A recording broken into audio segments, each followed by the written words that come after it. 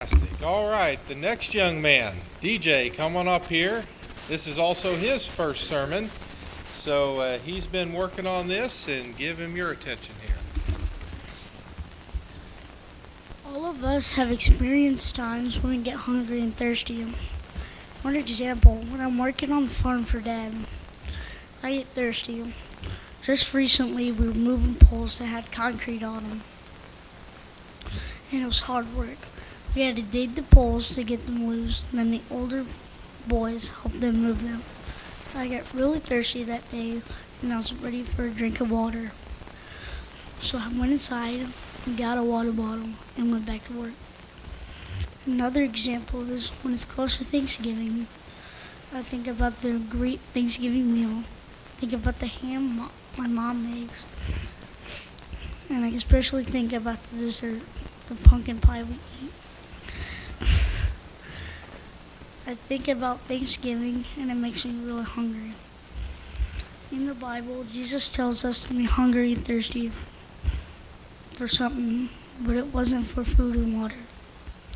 Jesus told us to hunger and thirst for righteousness. Jesus told us this in the Sermon on the Mount. In the beginning of the sermon, Jesus made several statements called Beatitudes, which tell us kinds of qualities Jesus wants us to have. One of them, which is found in Matthew 5:6, it says, "Bless those who hunger and thirst for righteousness, for they shall be filled." As we think about the verses, we notice that there are two main parts to it. In the first part, Jesus says, "Blessed are those who hunger and thirst for righteousness." So what does it mean to hunger and thirst for righteousness? Well, righteousness means doing the right thing even when it's hard. So we need to always obey God and do the right thing. Some examples are, Sally was playing kickball with her friends, and when she kicked the ball, it went right towards her parents' window and shattered the window. Sally could make up some story about how the window got broke. She could blame it on her friends or her siblings, or she could just tell the truth. Another example is to obey your parents. Say Tom was told to clean up his room.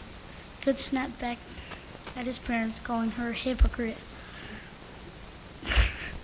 Or he could moan under his breath that he will when she does.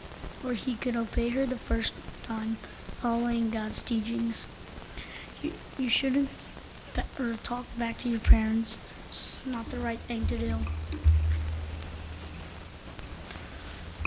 Another example, respecting people at school and all over the earth. Ye's friends were being disrespectful to him. He's tempted to get mad and snap back at them and call them men, but instead he thinks about what Jesus would do. He realized that he needs to just take it and stay respectful. Respect is a good thing in God's eyes. Another example is to say good things about God. Jesus teaches us to hunger and thirst for righteousness.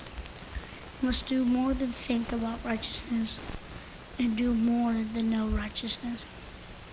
We must hunger and thirst for it. We must desire it. Jesus wants us to desire righteousness in the same way that I really desire a drink of water after working on the farm for Dad. He wants us to desire righteousness like we desire food when we're really hungry.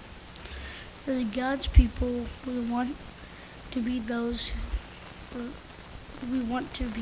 who want righteousness in our lives. Then notice the second part of the verse. It says, "For they shall be filled." When we hunger and thirst for righteousness, Jesus promised that we will be filled. We will be satisfied. As Christians, we strive to be righteous. God will help us. God will help us live the way He wants us to live. Just like when I'm filled after taking a drink of water, when I'm filled after eating our Thanksgiving dinner, and we strive to have God's righteousness in our lives. He will make sure we are filled. You want to be righteousness of God. It starts by turning to Jesus and becoming a Christian.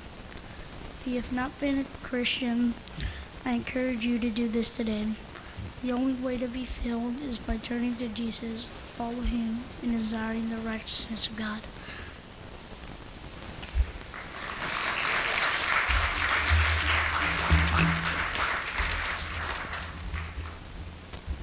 All right, and our